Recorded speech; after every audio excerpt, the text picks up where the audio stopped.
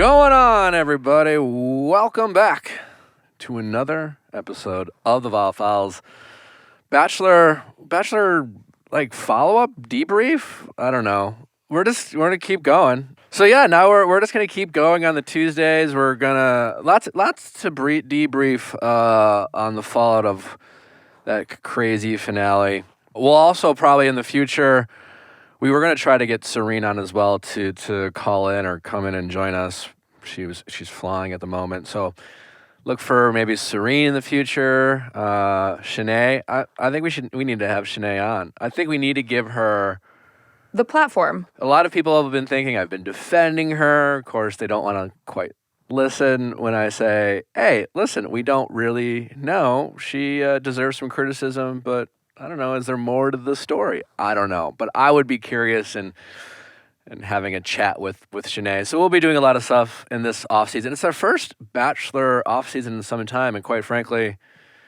Thank God. Yeah. Exhausted? Yeah. It's like, I feel like we got to have the anticipation, like the build. We've just been like back to back to back. I mean, there was a lot of stress and anxiety as a viewer surrounding this season. So to have a little break would be nice. It's nice. And if you can't recognize the voice of my guest, the wonderful Cathy Kelly is back with us. So nice to be with you, Cathy. You are... well loved by our audience and your takes on all things Bachelor Nation. I just got back from Vegas, so my one brain cell functioning is going to try to break down what happened. That one. I think we only need one brain cell when we talk about The Bachelor. Yeah. That'll be fine. A couple housekeeping things. I launched I released the cover of my new book. Congratulations. Thank you. It's called huge. Don't Text Your Ex Happy Birthday. And other advice future on love, Amazon sex, and bestseller. dating. I hope so. It's like I actually wrote it. It took 2 years. Amanda, how is it? It's genuinely very good. And like I say genuinely because I am privy to a lot of Nick's advice being in the studio a lot of the time. And there was still stuff in there that I was like, damn, okay. You made me, I was talking about a little situation and he made me read it. He was like, maybe check out this section of it. And then I read it and I was like... And then she screenshot it. Is it just a lot of relatable advice? Yeah, it's a lot of... It's if you followed Questions with Nick on my Instagram or Ask Nick on the podcast, it's a lot of advice with anecdotal stories from people from our show, our questions, or my friends' anecdotes, a few anecdotes about my dating life, and try to... It's a fun, easy read. Okay. It's like, I feel like it's also, there's a lot of insight behind like why you should do it. It's not just like, do this, don't do that. It's like, here's an practical advice. Yeah. And like kind of breaking it down. Meant to be funny and fun and easy. And I feel like if anyone who's struggling with any type of their own personal relationship or have a friend who's like, just having a hard time getting out of their own way or struggling, I think there's a couple tidbits. It's like a dating for dummies, but I have funny a lot and of fun. People that I recommend relationship books to. So, like, maybe you should read this instead of venting for 3 hours I honestly, about the guy that we talked about 2 years ago. I definitely had like what imposter syndrome. I was like, and then when I wrote it, and then when you write it. Like for me, because I'm not like a writer, I wrote it in segments. But that's also very impressive. Most people go with ghostwriters these days. It took a while. Yeah. I had a team of editors but letting me know where commas honestly, go. 2 years in the scope of things is not that long. There are people that take decades to write a book or never do it and just hope to do it one day. So it was a process. You did it. It was a process. And after like putting it together and then like reading it, because you kind of like put it together like a puzzle. At least I did. I don't know. I was like, this is it. Are you happy with it? Yeah, I think it's good. Because at first I was like, I'm going to write this book and not tell anyone because I don't know if it's good. That's the vulnerability behind it. I don't know. I was like, I don't know.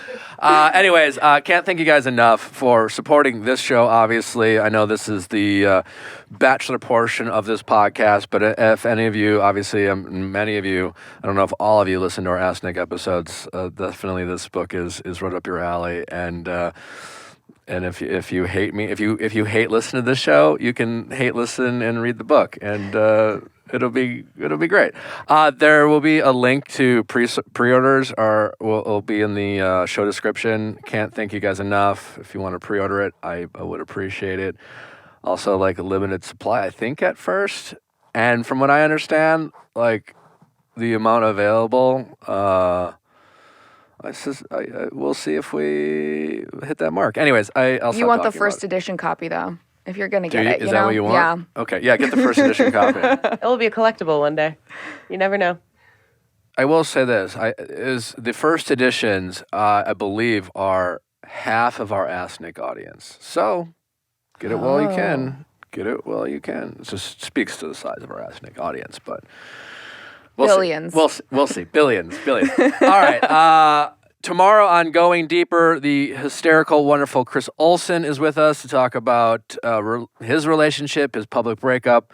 We have to get into Kanye and Pete and Kim at all, some other News and bands. pop culture stuff, a lot to cover. I believe Shane from Love is Blind will finally be with us next Wednesday on Going Deeper, so look out for that. It's possible. It might not happen next week. We will see. Anyways, let's finally get into some Bachelor talk.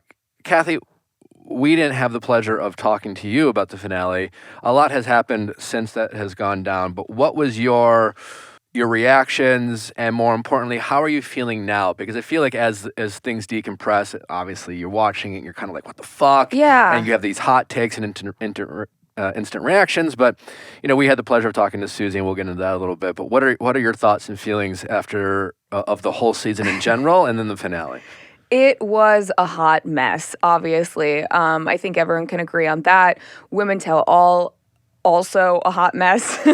But just, overall from the season, I'm not as mad about it as other people are. People are really, I feel like, mad at Clayton and now mad at Susie. And I don't understand. I do to an extent of it feels like she had this boss moment of walking away and choosing herself, and then she went back to him. But you have to understand, what we don't see is the 4 months where they had to have really tough conversations and work things out, and she made that choice.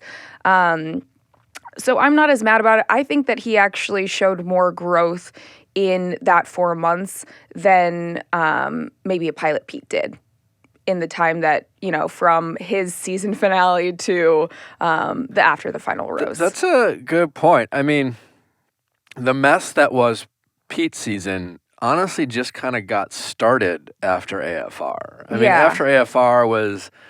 we don't have a mom to blame in this situation. Not only that, but so he broke up with Hannah Ann, essentially. Well, they aired the breakup at AFR, and there was so much drama that Hannah Ann quickly became, as it relates to Peter's relationship, an afterthought. We love Hannah Ann. But as far as Peter's season, I think people forget they got engaged. Yeah. People were expecting Clayton to end up with a similar type, Kelly situation, where it was someone that got eliminated middle of the season. That doctor who tried to date him at the Women Tell All. But you make a good point, because then he got in, the Kelly and all those things. Yeah. And did you get a chance to listen to my interview with Susie? I heard clips of it. Okay. Yeah. I don't think, and I said this on an Instagram post, I don't think I've ever been more impressed with a guest. She is the best publicist that Clayton could ever have. Truly. She is so good. And from my point of view, it's just Susie literally came from AFR to this studio. It was late. It was at night.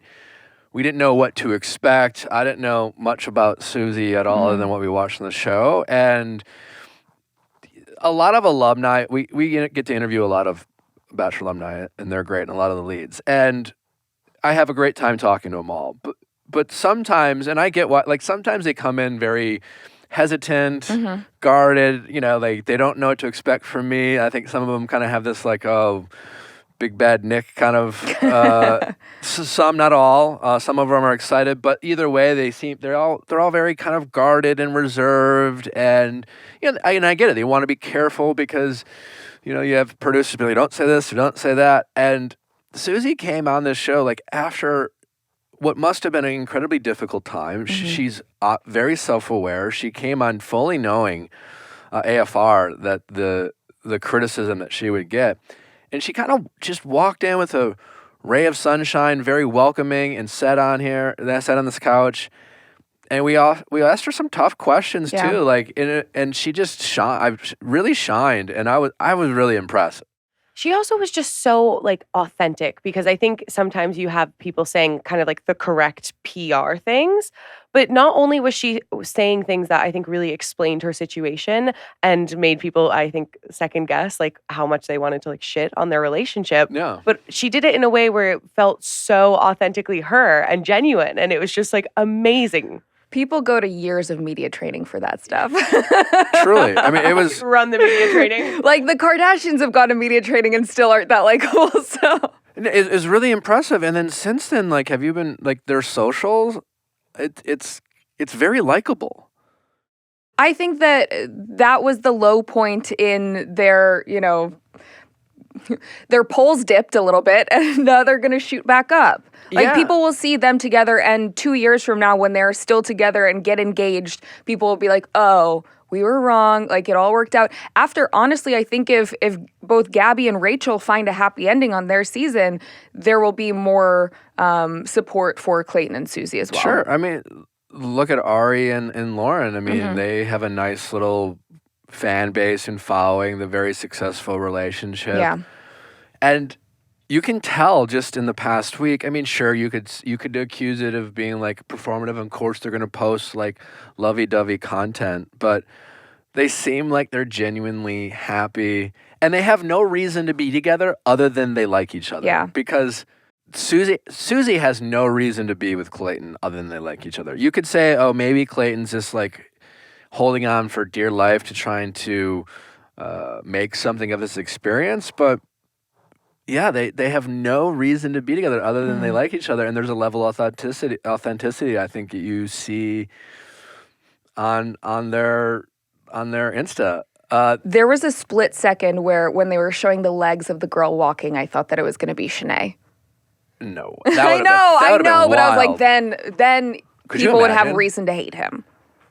Sure, that would be like truly unbelievable. I know. That would have been. But they said it's the, you'll never expect who it is. And then it's like the most obvious choice. Well, I think if you weren't reading any type of spoiler, it would still have been surprising, because the way it ended, Susie was like, it kind of didn't make sense for Susie to be back. Totally. She said, you are not my person. Yeah. She said that. It's on video. Yeah, because, she was very definitive when she left. Yeah. So on that level, I think it was still a lot of people seemed surprised. Cocoa floss. Woo! Gotta love some floss. There's a mint variety, strawberry, lots of different options. And hot girls floss. Hot girls floss. And hot people floss. Hot people floss, but Clean particularly people? hot girls. Yeah. Cocoa Floss was founded by two sisters, a dentist and an artist, on a mission to make flossing fun, motivating, and rewarding for everyone. Cocoa Floss is going a long way to make it enjoyable. Also, you get it's like nice and fancy, it feels like. Yeah, it really is. And also, it's like when you use it, I notice, not to get too graphic, but I notice a lot more on the floss. Typical floss glides over plaque, while Cocoa Floss captures it. Non-toxic and eco-friendly, free of parabens, SLS, and PFAs, and each spool is made from recyclable water bottles. Isn't that cool? I love that. I'll be honest, I'm not the best flosser, and I remind myself, but I enjoy Cocoa Floss. I carry it around with me more. I get better teeth, fresher teeth, cleaner teeth.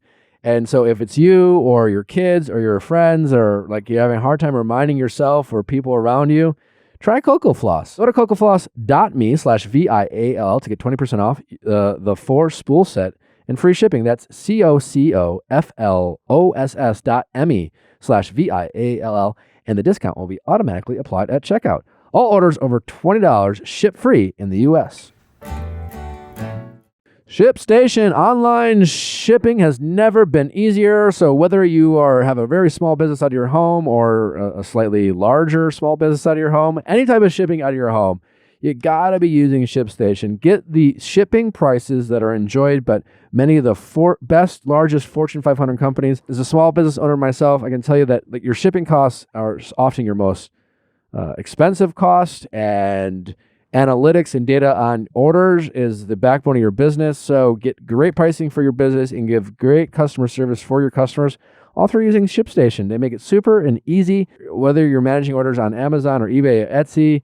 It's super integrated, super easy to use, great information, and best of all, it cuts down your shipping costs. So there's just no, if you're doing any type of regular shipping with your business, ShipStation is where it's at. You got to use it. They work with everything. I can't say enough about ShipStation. Use my offer code VIALL to get a 60-day free trial. That's 2 months free, no hassle, stress-free shipping. Go to ShipStation.com, click on the microphone at the top of the page, and type in VIALL. ShipStation, make ship happen.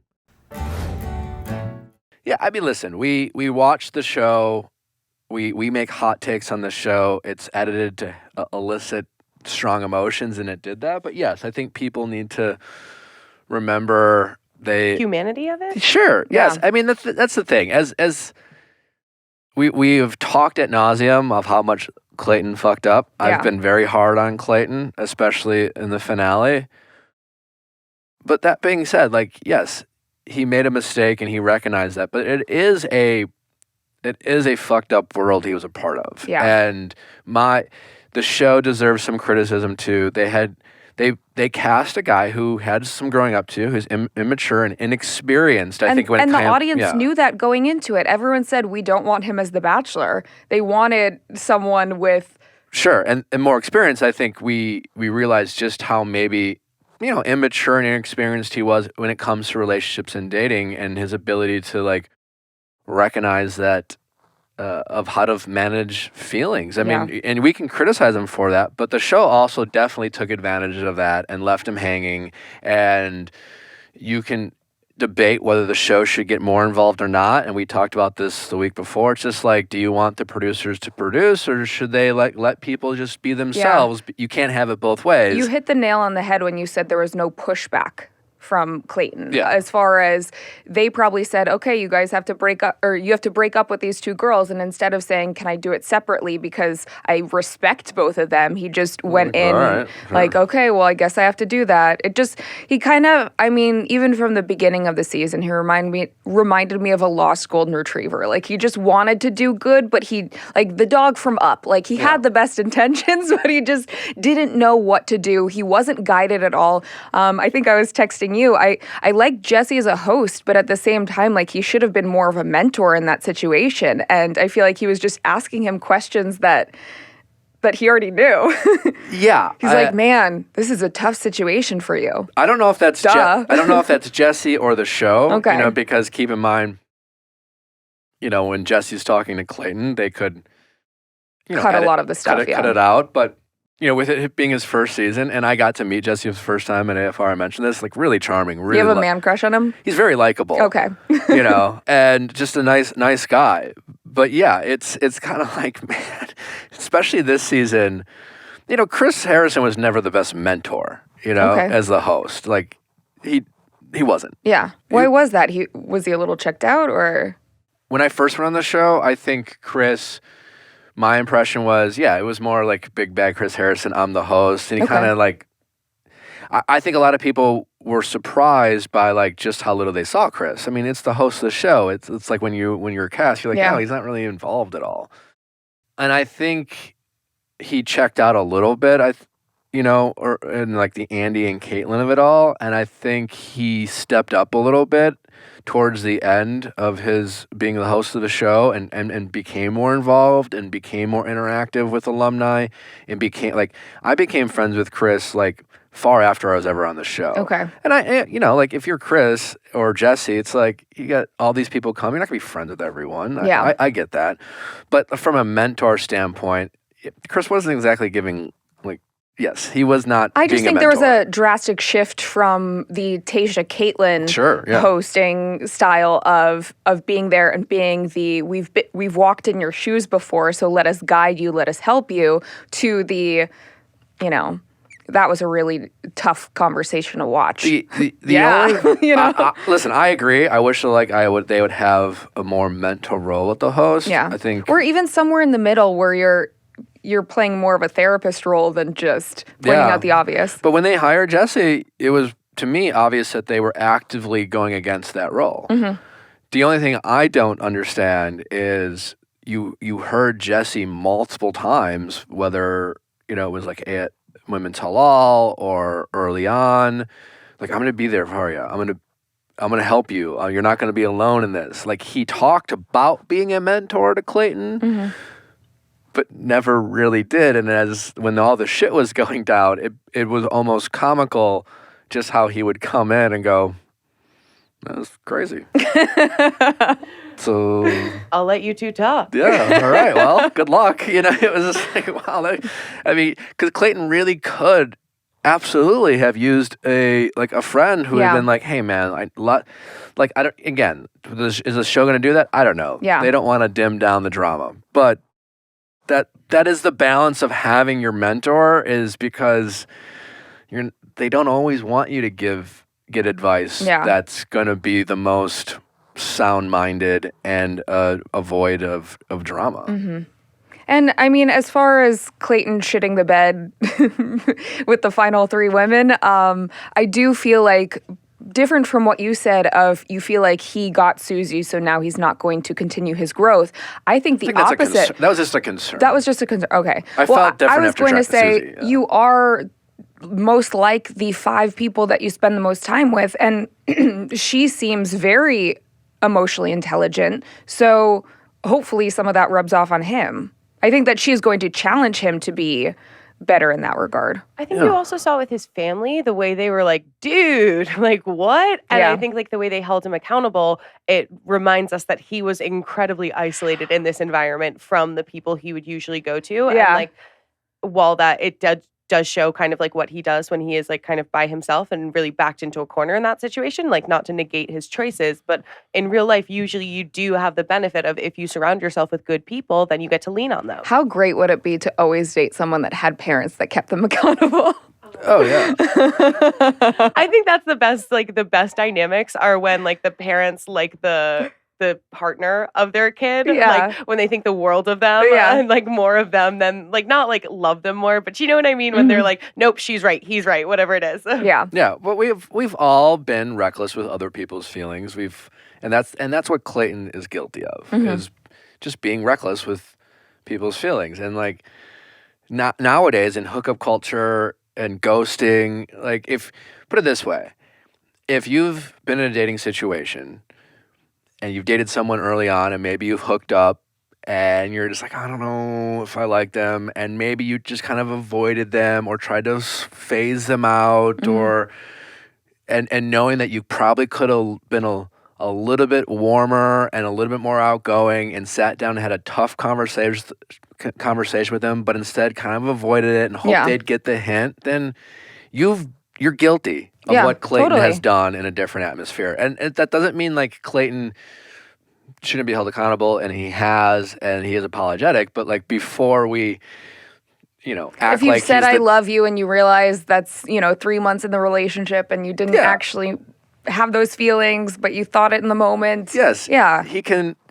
learn, and I think I'm optimistic that Clayton will be better for it, right? Because when we make these mistakes, the big question is, are you going to ever learn? Are you going to be better for it? Are you going to grow? And it seems like dating culture would be better off too if we all learned how to have those conversations, because that's what's, so toxic about it now is no one wants to feel uncomfortable, so they're not ending things, or they are, their actions don't align with their words. So there's kind of, and they're hoping other people like get the hint and break up with themselves, so you don't have to, and things like that. So, also Clayton seems to like to be choked. That's have you seen that photo going around? Oh, it was you a got bold, it up? It was a bold move. It was one of those things that if you were critical of Clayton and Susie, you were like, oh, too soon, or cringe, or weird. But keep in mind, Susie and Clayton both posted this video, and this is a photo that's one of many in like a minute-long video. So it was on there for like a split. It was like an Easter egg, but it wasn't that hard to notice, and so people screenshotted it. Yeah.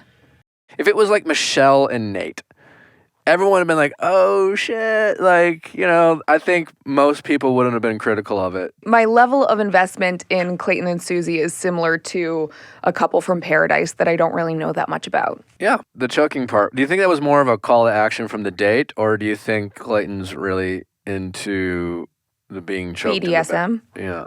Well, I mean, obviously that was not mid-sex. They were not like mid-sex Correct. Susie choking Clayton, and then we're like, let's record a TikTok. Like, so I think we do need to like take that into account. That it was like kind of, I don't know. I think sometimes Tongue-in-cheek. when you're being like affectionate with your partner, sometimes, especially like if like your partner's like this big dude, you're like, I don't know. So I'm not sure, but I could see Clayton being very open-minded in the bedroom and like kind of being like, I'll try anything once. Have you experienced a lot of men who are into having hands around their necks? I mean, it's not something I've gone for, you know. It's not really something I've really attempted to. It seems to be something more in the opposite direction where Sure. Yeah. but I'm Light sure, choking. I'm sure there are it's not a just more of a hand placement really than anything. But maybe some guys are into it. Totally. I wonder if Clayton is. I don't know. But I think you can see from like the media that Clayton and Susie post that they do have this like real level of like intimacy and affection.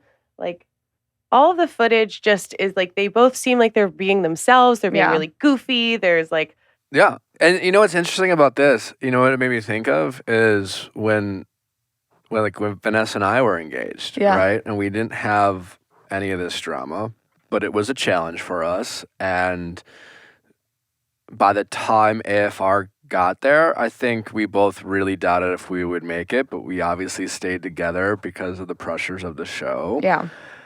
And I just keep going back to the fact that they have no reason to be together other than they like each other. Mm-hmm. And they sure look like, and I know it's a compilation video, but like, and social media was even different back when I was a Bachelor, and stories and reels, and that wasn't really as much of a thing. But we did not make a ton of lovey-dovey content. That does not look like they're faking it. Yeah. Yeah. And I think most of the time when we were on our happy couple weekends, we struggled. Yeah. And it was a lot of stressful moments. And it was just like, let's take a picture.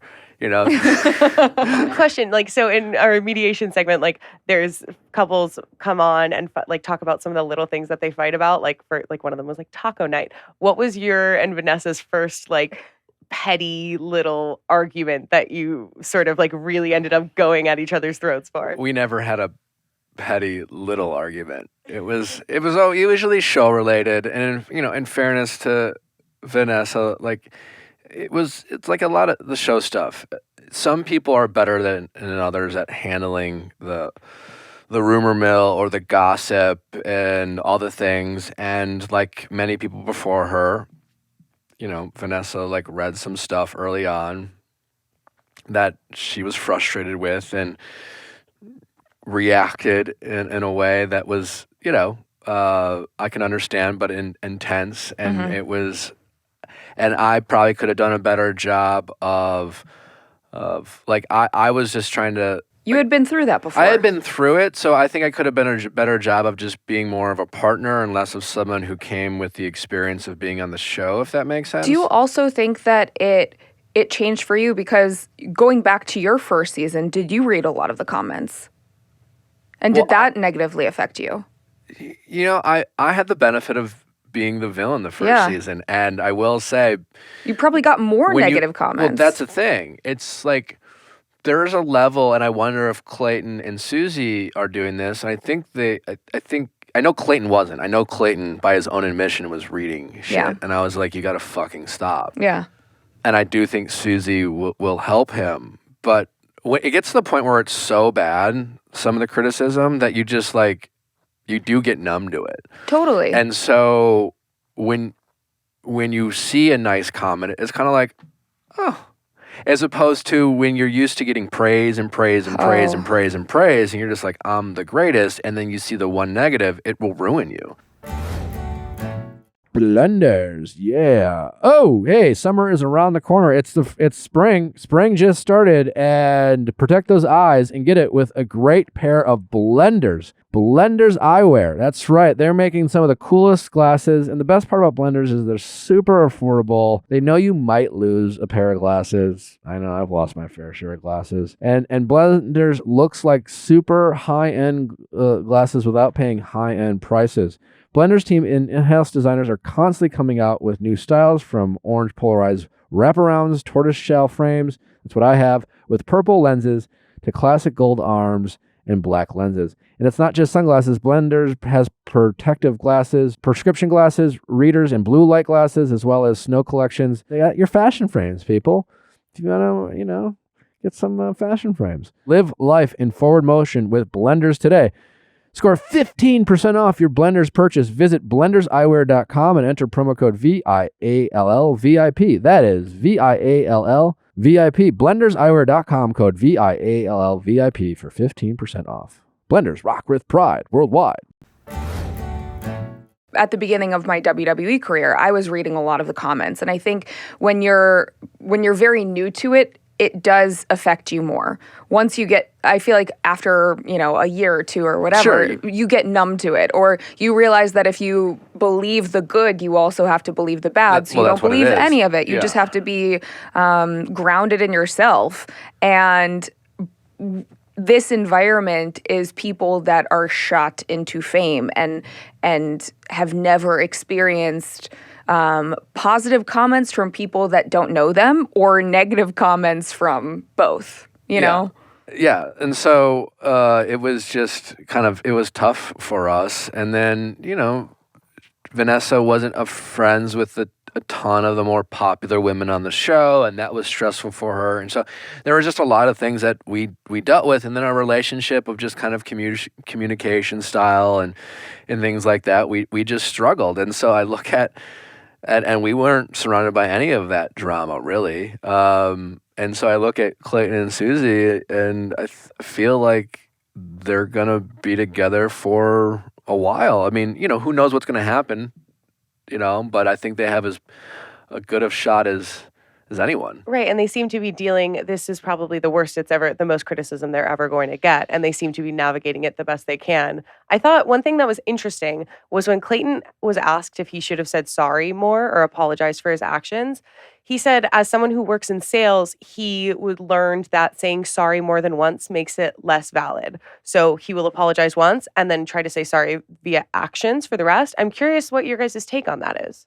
I would say, if there is only one apology, you have to make it more specific, as opposed to some of his apologies, or at least what we saw, were, I'm sorry you felt that way, or I'm sorry I did that, as opposed to, I'm sorry I did that, I realize it was wrong because X, Y, and Z.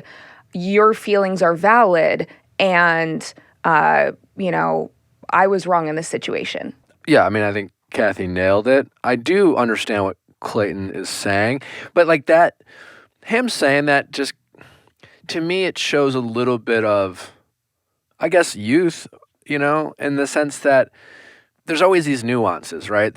That's a good rule. That is true. Mm-hmm. It's like in sales, you also learn things like, don't say things like, can I be honest? Because it implies that you're normally not, right? So those are little things that you say to someone, or you don't say in sales, and you learn tips and tricks. But like, you have to be able to like take these things you learn and apply it to life with some nuance, right? And I think, yes, Clayton, I don't know if he still fully recognizes it from understanding the situation of what he was involved in. I think he knows, I think he is genuinely sorry, but I do agree with him in the sense that, like, what does he have to do? Apologize to every person who in Bachelor Nation that was mad at him? Like, Rachel and Gabby are thrilled. Yeah. And if it weren't for That situation and how terribly Clayton handled it, both of them wouldn't be Bachelorette. Now, if you wanted to do a coin flip, if you were to, I'm curious, if like, for all the, can you find, I heard something that Gabby and Rachel don't follow each other on Instagram. Can you take a look on that? Oh. But I'm sure if you asked them, Gabby and Rachel, they'd be like, this is amazing, whatever. I'm sure They would have rather solo seasons. right? Yeah. Behind closed, who I would say- wouldn't want their own season? Now, but if you put them in a room and said, it's like when Bachelor Pad used to be, do you want to split the pot or do you want to take the chance of getting it all? So if you put Rachel and Gabby in a room saying you can both be the Bachelorette, guaranteed. Yeah. Or if one of you wants to do it on your own and the other person, if you both say you want to do it on your own, neither of you are the Bachelorette. Yeah. And what would they have done? Would they have said, let's just share it? Or would they have taken the chance? You know? Well, I mean, clearly the producers filmed promos with both of them. They both knew they were up for it because the stuff was on Twitter, like the stuff was on social media. I think even on the finale there was pictures of them with like roses and whatever. Sure, yeah. So they both knew that there yeah. was a chance of it happening, and then after the final rose, the producers must have said, well, you didn't get it, so that there would be that shock value when Jesse announced that both of them were the Bachelorettes. So they were happy. They were just like happy that they got anything. Totally. But I'm just wondering. But I guess what I was saying, like, you wouldn't have two Bachelorettes if it weren't for the mess that was Clayton. Yeah. You would have only one of them. I was also going to say, I wonder if that is specifically male mentality to only apologize once, because women are taught to apologize for everything. Yeah, I mean, it comes across as a bit, it kind of just shows. I wonder where he learned that. He probably is some sales manager. But that's what I'm saying. Like that sentence that he says and the manner in which he says it is still that kind of, you still see the Clayton that fucked up in that sentence, if that makes sense. Like, right? does he understand what he did? Because it's not an incorrect sentence, and I understand his logic, but like the way he answered it, and I didn't, you know, we're just reading like a clip. Yeah, that's like a summary. But like, I definitely think they need to move on. Yeah. And I definitely think he can't keep apologizing, and he has to live his life. He needs to figure out better words for what he wants to convey, because, I mean, similarly to I love Susie the most, he could have said, I envision my life with I envision that lifestyle the most, as opposed to she is a superior woman. Yeah, because like a better way of answering that question would say, listen, it's been a lot, and I've done a lot of soul searching and reflection, and I have apologized. I am sorry.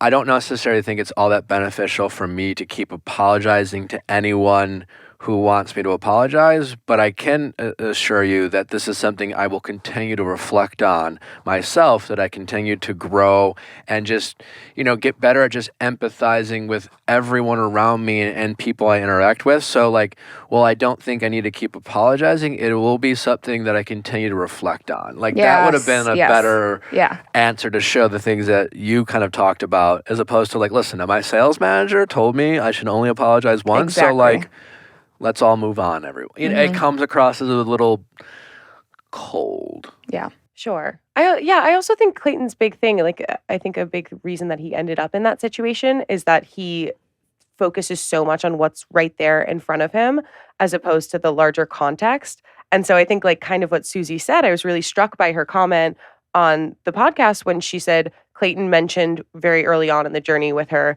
like, you know, I think being a good person, it's all going to work out okay. And then I think we've seen him realize that that is not the case. That's not always true, because sometimes to be a good person, quote unquote, to someone in the moment, you're not acknowledging that you're doing that to 3 other people, and that has ramifications. Also, yeah, some of the most liked people in the entertainment industry are actually horrible people that are master manipulators and narcissists and just know what is going to track the best. 100%. I would include that as far as Bachelor Nation. I didn't want to go that far, but yes.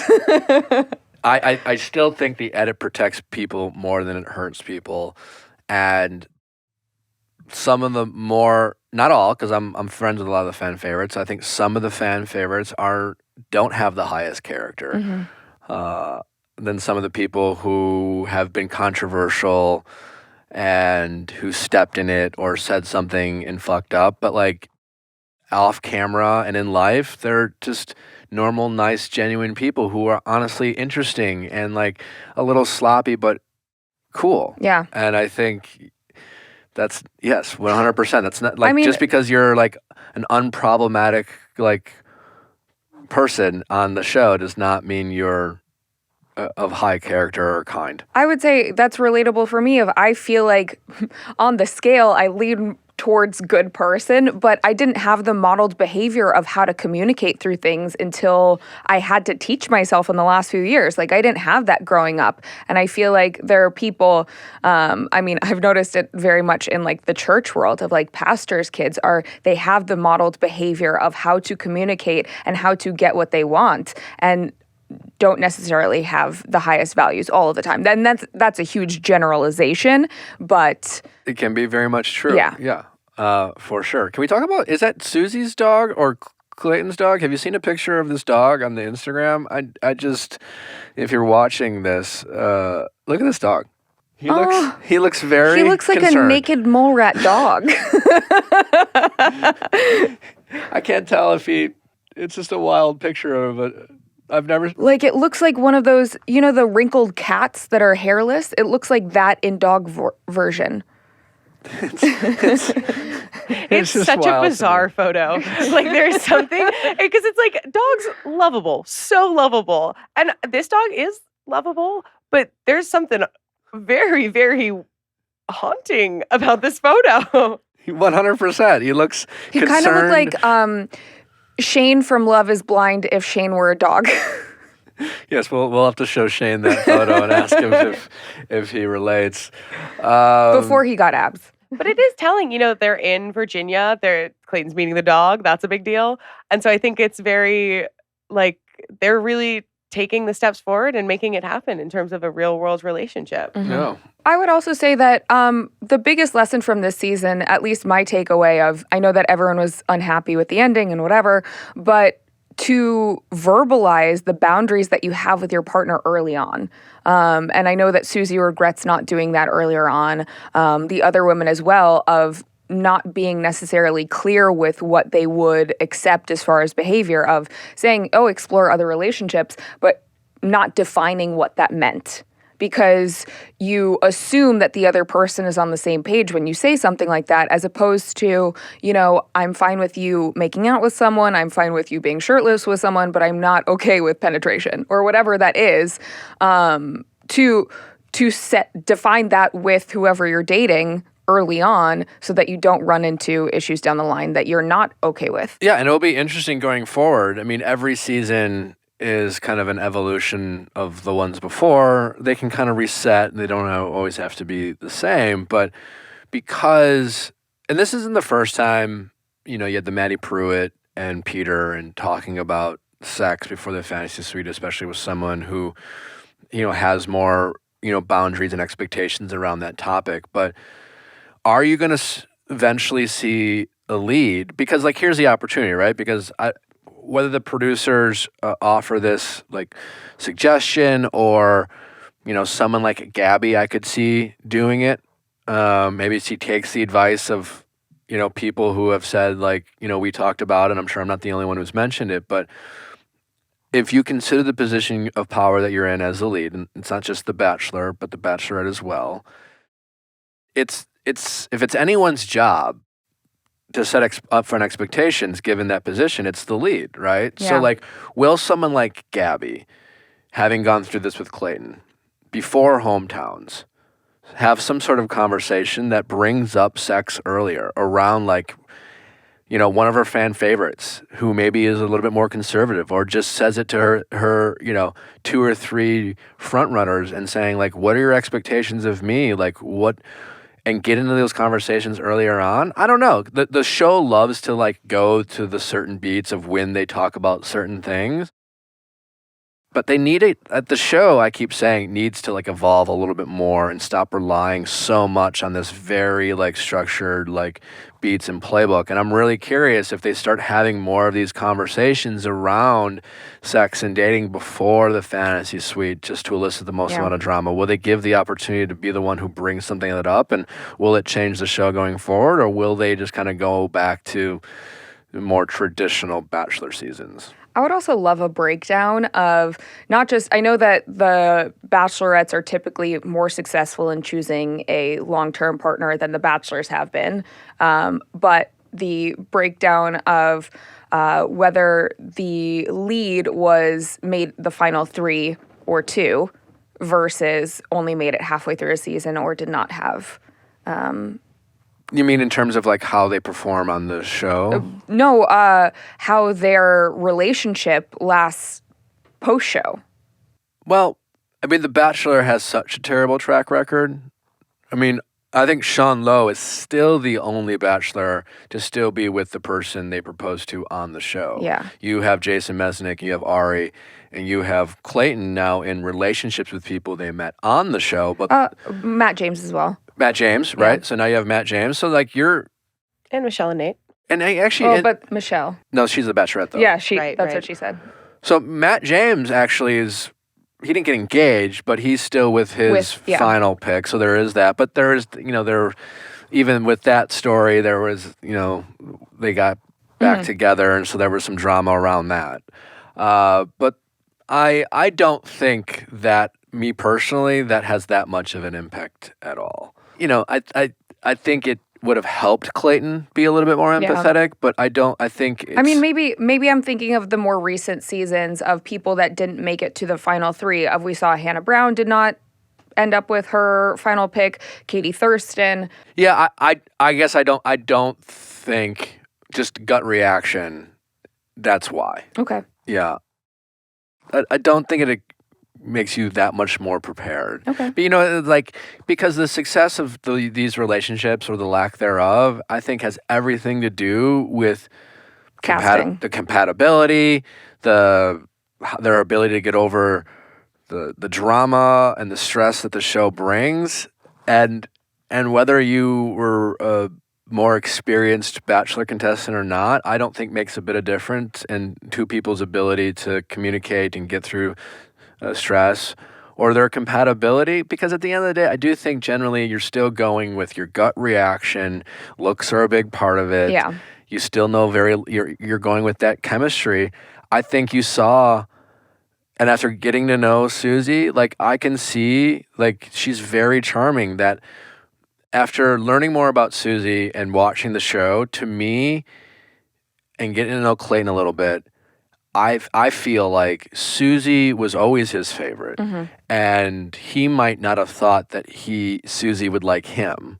And you saw the bell tower scene and things like that, and I think his confidence grew and grew, and it felt like Susie pulled the rug out of Clayton, and that's why you saw him turn and get so angry again, not to justify it, but to help understand it. And I think Susie was always his I can't believe this girl likes me type of thing, where I think he felt a little bit, Rachel was more, the better connection, but that's what we saw, because I think Clayton was chasing Susie more. Which is ironic, because I thought Susie said she didn't think that she was going to be the final one. Sure, but and usually I feel like you said with Vanessa, she knew, or you at least, like with most leads, you know which one is the favorite. That's true. But maybe Clayton is someone who, that's just my read, but maybe he clearly was more open to building these strong connections with multiple people, where I honestly was more like, once I lock in, I want to separate that relationship in the hopes that it will have a chance outside of the show. And mine and Vanessa's lack of making it work was our lack of compatibility. It didn't matter what I did, and that's not to blame either of us. It was just we weren't compatible at all, and we had great chemistry, and that chemistry was brought out while filming The Bachelor, but our ability to make a relationship work was almost non-existent. Yeah. So... Should we get to the host quickly before we end? Which is just that Jesse Palmer is going to host the upcoming season of The Bachelorettes. I feel like we saw that coming. Once, like I said before, once Jesse was the one who was asking people if you would like to date their next Bachelor or Bachelorette, it was all, you know what I'm saying? That it was, they knew as soon as they hired Jesse. I knew when he was announced that he was going to be the host for a while. And I think when they announced Jesse, I think I think with a combination of all the Chris Harrison stuff it was messy still. The Chris Harrison stuff had already taken effect when they used Jesse for that surfing show. So I kind of figured that the Bachelor producers were grooming him to be the next host of The Bachelor. It was less of the Bachelor producers and more ABC, Okay. and Mike I could see Fleiss. that. Yeah, is my understanding. But it was like a soft rollout for Jesse. Yeah. They didn't make a big announcement. It's like someone soft launching their boyfriend. They're like, Yeah. we're just going to show you his hand with a coffee cup. Yeah, that's like they were just like, Jesse's our Bachelor host, and they were very vague, and I think that it really played well because people didn't make a big deal about it, and then Jesse became the host, and you're like, here's this like good-looking, nice guy. He fits the part. It makes sense to me. We've already covered the lack of mentor, but whatever. But I think that was always going to be their plan, and like they didn't need to announce him being the Bachelorette host because let's just get Jesse in there. Let's get people used to him. Yeah. Why make a scene about we're not going to bring Tayshia and Caitlyn back, fan favorites, so I was going to say, have they started filming yet for The Bachelorette? I believe they start like in a week. Okay. Yeah. Because they haven't announced they haven't shown like the pictures on The cast. the cast yet. I was wondering too if they're like you said, they're scrambling to figure out how this season is going to work. So do they need to add more men? I've heard some rumors Oh. about how next season might play out from people on the ground floor, not confirmed. And as someone who knows how this stuff works, it could change. Mm-hmm. So what I heard was about how they're going to handle having two bachelorettes is that there is going to be a concerted effort for the women not to compete with themselves. Great. So my understanding is No that 2-on-1 with the women. well, there's definitely going to I would hate that. There's As gonna a be viewer, I would check out. There's going to be something, I don't know. And I do hope there is drama. Don't get me wrong. I hope you have a couple like fuckboys who's trying to date them both or whatever. And as someone who wants to see drama, do I hope there's at least one guy that both of the women are like Interested in. at least early on? Sure. But my understanding is that no one's going to go home night one. Okay. Like night one is just going to be a big kind of cocktail party and meet and greet. You'll see the guys get out of the limo and you'll have the two bachelorettes standing there and it's Yeah. just to like meet them both.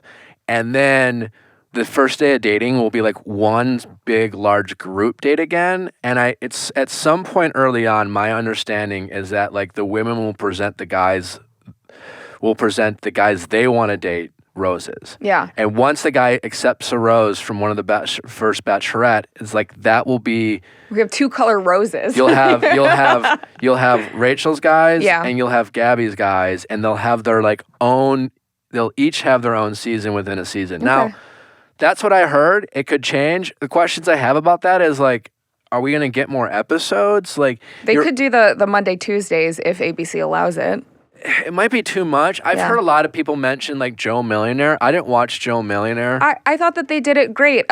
You didn't get to see as much of the relationships develop, but I know that one of the guys is still with his final choice. But wasn't that show about part of it being like the who's the millionaire and who's the average yeah, Joe? which I feel like was a backstory line in all of it of will these girls still want to be with the guy once they realize that he has no money, which ended up, I mean, she didn't leave because he had no money, but the one that had no money is the one that didn't work out with the relationship. Gotcha. But I will say it'll be interesting to see, do they keep them, both Rachel and Gabby, together through the season so that they can compare notes a la Joe Millionaire and they become best friends on the show? Or is it at a certain point in the season they separate and, there's still men who are going on dates with both of them so they don't know? I don't think it's going to be the latter. I think what even, I heard even was going into like fantasy suites and meeting the parents and stuff like that. well, that's the thing. Are they going to have 8 hometowns? Are they going to have 6 fantasy suites? Yeah. That's such a big part of obviously the show, and that's where some of this big drama and some of these like when they air the season now. It's always been drama early on, just a mess, and who's ever the messiest and sloppiest and the loudest early on gets a lot of screen time, right? And then those people tend to fall off, and there's like this kind of the fan favorites early on. You might see a first impression rose recipient. You might see someone get a one-on-one date, and it's just like, okay, this is someone to watch out for. And then they kind of go away for a few episodes because, well, there's drama going on. Yeah. And they bring them back towards the middle end of the show, because that's when there's only 4 contestants left, and it's all the show's gonna be about them, and then we really get to learn about these guys or these women. But now with that much more, I'm really curious how these the love stories itself are really gonna how much time are we gonna get to see to enjoy them? I suspect you're gonna have Gabby and Rachel will have their top 4 if this is how it plays out. And the person who's a top 4 usually is almost going to be guaranteed some sort of notoriety, a bit of a following, whether you're liked or disliked, you'll be talked about. Mm-hmm. But now you're top 8, top 7, and you could see someone who makes Gabby and or Rachel's final 4 and gets virtually no airtime. That wouldn't shock me at all. I feel like there's got to be, even in the final 4, some sort of overlap. I would say when it gets down to final 2, probably not. But final 4, I feel like we'll still see some sort of overlap with the women at least having one person in common. But it's interesting because I think they're such different people, which is hopefully part of the intention or part of the reason that they think they can pull this off. But have you not dated 2 people that are completely different? Yeah. I think, yes, I agree. You're like, they bring a lot to the table. They both have the core qualities that men are looking for. Yeah, I think I agree with Cathy. I think we are relying too much on the fact that they're completely different, assuming that no one guy could like them both. I They're mean, both they attractive did both date women. Clayton, to be They both fair. they're attractive. They, in their own right, seem Smart. nice and smart and funny or whatever.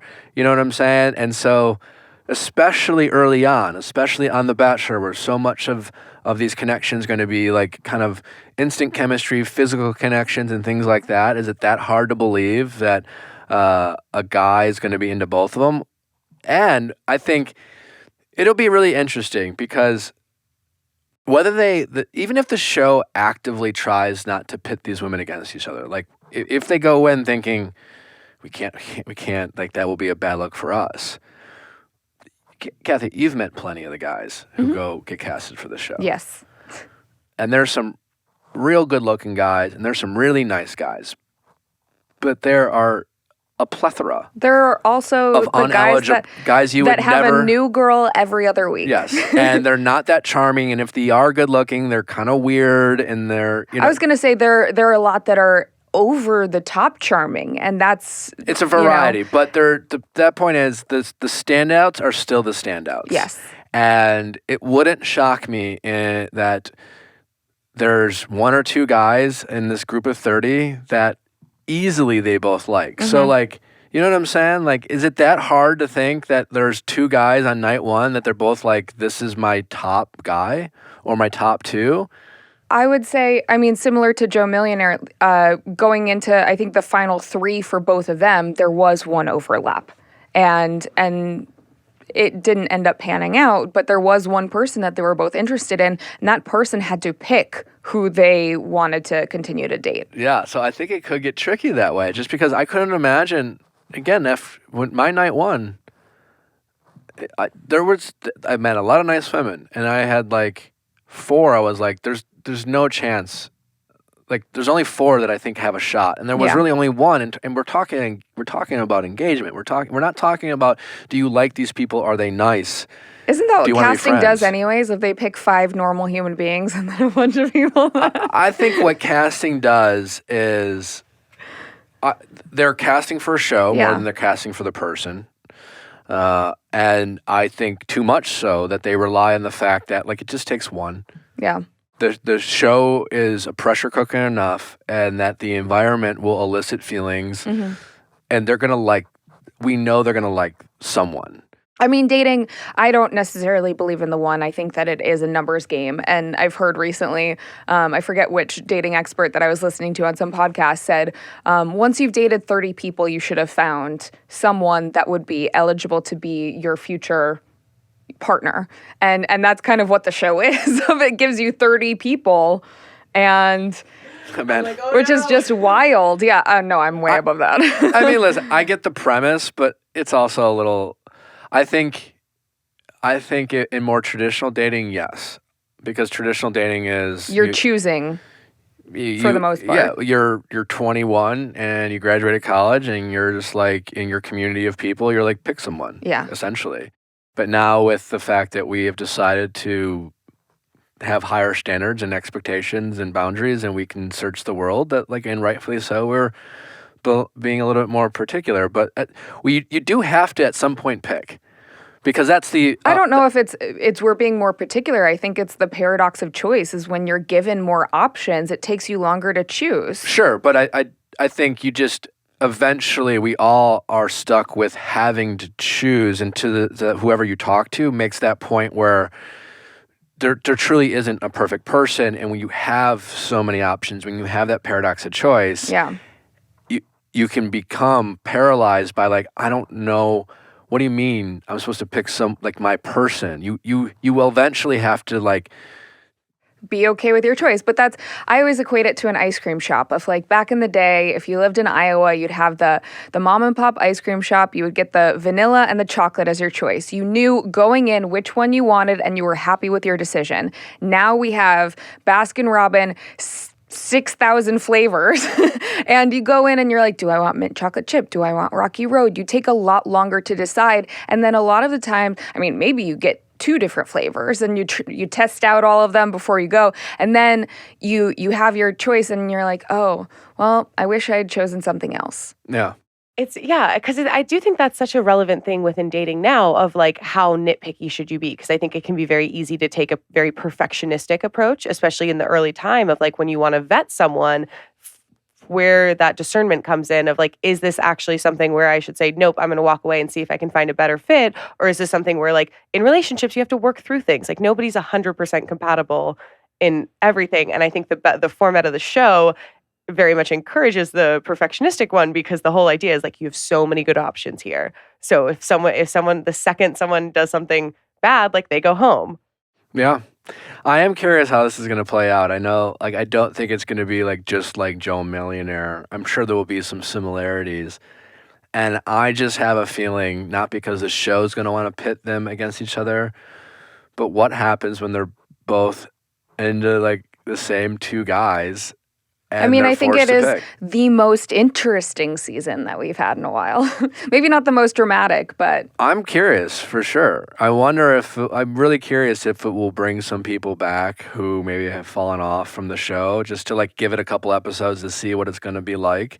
It's a compelling. So do we not idea. have Paradise this year? No, it's definitely going to be. Okay. There have been like, I've heard people say like, oh, people were worried Paradise is going to get canceled. I don't know what that's all about. I just assumed that was filming during the summer. I always thought that it aired during the summer, and now we're getting Bachelorette in July. They usually, it's a late start for the Bachelorette. I think usually they have started in June, like late.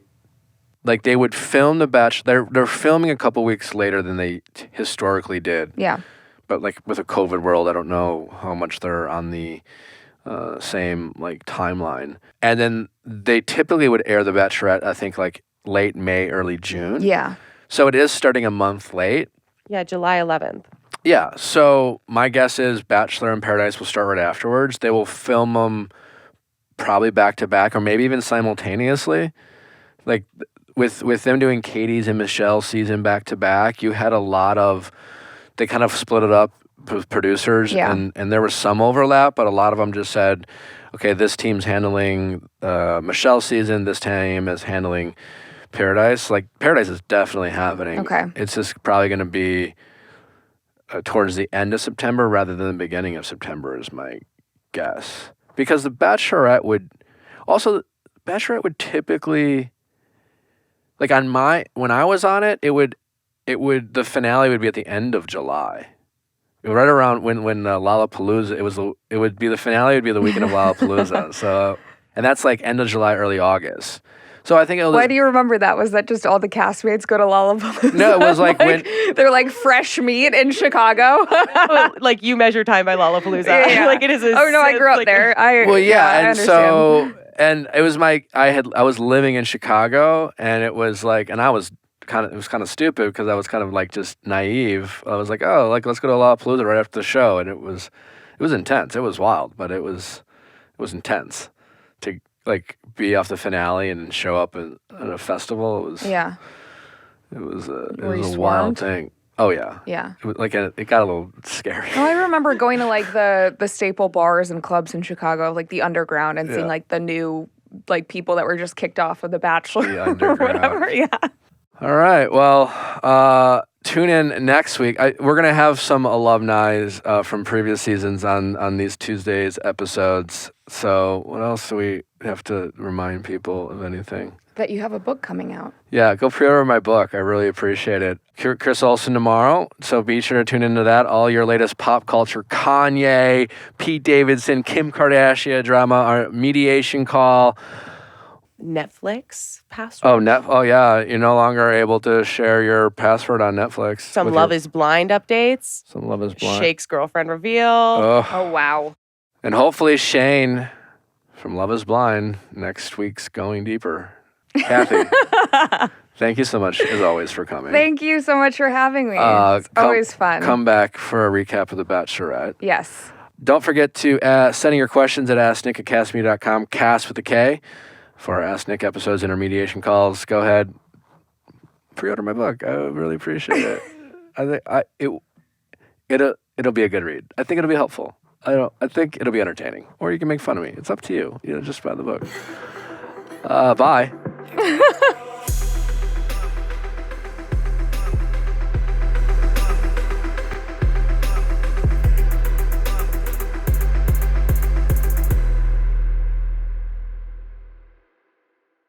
Hey guys, thanks for watching, but before you go, make sure you like, subscribe, and ring that bell so you don't miss any future videos, like our Mondays Ask Nick, especially if you're looking for some relationship stories and relationship advice, as well as our Wednesday interviews with your favorite celebrities and experts. See you next time.